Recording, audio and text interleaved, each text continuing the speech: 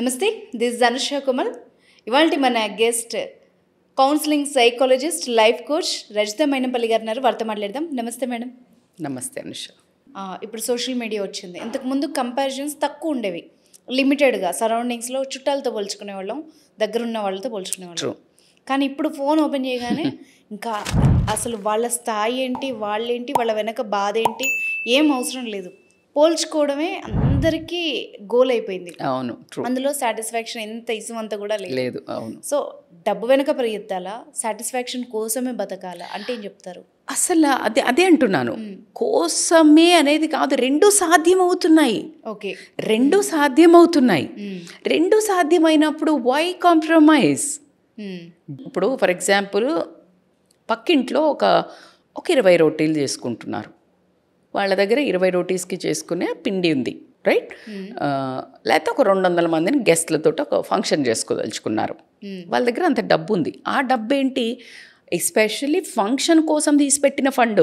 మళ్ళీ వాళ్ళ actual fund వేరే ఉంది. వాళ్ళకు క్రైసిస్ మేనేజ్మెంట్కి ఉంది, దాని తర్వాత పిల్లల చదువుకుంది, లేకపోతే ఏదైనా రోగాలు వస్తే ఉంది. అన్నిటికీ తీసి పెట్టుకుంటూ ఎప్పుడు ఎవ్రీ మంత్ కొంచెం ఫంక్షన్కో వాళ్ళు ట్రిప్కో పెట్టుకున్నారు. ఇది బ్యాక్ ఎండ్ స్టోరీ. ఓకే, నీకు తెలుసా? తెలియదు. వాళ్ళు పార్టీ ఒక ఫంక్షన్ చేసిండ్రు, మస్తు అన్ని పెట్టుకొని, లేదు ఒక పార్టీకి పోయినరు, ట్రిప్పుకి పోయినరు. ఈ ఫొటోస్ మీడియాలో వేసిండ్రు. వాళ్ళ ఇంట్లో ఉన్నప్పుడు వాళ్ళు చాలా పద్ధతిగా తింటారు, బయట ఫుడ్ తినరు, బాగా ఖర్చు పెట్టారు, ర్యాండమ్గా ఎక్కువ కాస్ట్లీ బట్టలు కొనరు, బ్రాండ్స్ ఇట్లా ఉన్నాయి అనుకుందాం. వీళ్ళవి చేశారు. ఫోటోలు ఒక్కటే నువ్వు చూసావు. నువ్వేం చేస్తున్నావు? నేను కూడా ఫంక్షన్ చేస్తా అని నీ బ్యాక్ ఎండ్ స్టోరీ లేదు. అంటే నీ సంపాదనకి నువ్వు క్రైసిస్ తీసుకెళ్ళలే, పిల్లల చదువులకు తీసుకెళ్ళలే, పెళ్ళికి తీసుకెళ్ళలే, తల్లిదండ్రికి ఏమైనా రోగాలు వస్తే అని తీసిపెట్టలే. ఇవన్నీ తెలియకుండా ఈ డబ్బునంతా తీసి అవసరం పడితే ఆ పిచ్చి దాంట్లో వెళ్ళడానికి అప్పు కూడా చేసి క్రెడిట్ కార్డుని యూజ్ చేసి వెళ్ళావు.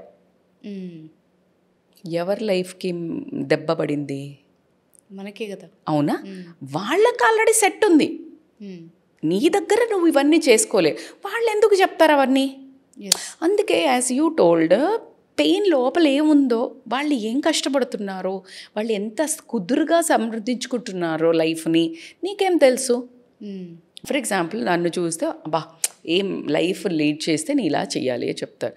డూ యూ నో హౌ అంటే ఎంత అవసరం ఉన్నంత వరకు ఖర్చు పెట్టి అవసరం లేనిది వృధా ఖర్చులు తగ్గించి, నేను ఆ వృధాలో మళ్ళీ ½ పాయింట్ ఎవరైతే చేసే ఉంటుందో దాన్ని నేను పర్ఫెక్ట్గా టైం తీసుకొని చేసుకొని సెలెక్ట్ చేసుకుంటా. కాబట్టి you might like it, but you can't compare. ఆ అమ్మాయి చేసినంత నేను చేస్తా. డిస్సాటిస్ఫాక్షన్ నీ తాహతకు తగ్గట్టు నువ్వు ఉండడం నేర్చుకున్నప్పుడు నీకు అది రాదు. పులిని చూసి నక్క వాత పెట్టుకుంది అనేది దీనికి పర్ఫెక్ట్ ఎగ్జాంపుల్. దానికి బై డిఫాల్ట్ వాతలు ఉన్నాయి, అది పుట్టడమే అలా పుట్టింది. నువ్వు తీసుకుని నక్క నేను పులిలాగా కనిపించాలి అని వాతలు పెట్టుకుంటే బ్రతుకుతుందా? బ్రతకదు కదా. ఆ దెబ్బ తట్టుకునే శక్తి నీకుందా? నీ క్రెడిట్ కార్డు కట్టక మళ్ళేదో అవుతుంది, మళ్ళేదో అవుతుంది. నువ్వు హ్యాపీనెస్కి పోయి అనుకుని ఎక్కడ ఊబిలో కూరుకుపోతున్నావు. దీంతో అసలు నీకు ట్రిప్పులో మనశ్శాంతి ఉంటుందా? ఉండదుగా. సో ఈ ఇంటర్నల్గా నువ్వు థింక్ చేసుకున్నప్పుడు మాత్రమే నీకు ఈ ఆలోచనలు అయితే రాగలుగుతుంది. ఒకళ్ళని చూసి మనము ఇవన్నీ చేస్తే ఖచ్చితంగా సంతృప్తికరమైన జీవితం అయితే ఉండదు. సో కాబట్టి డబ్బు ఖచ్చితంగా ప్రశాంతంగా బతకడానికి ప్రతి ఒక్కళ్ళం అర్హులమే.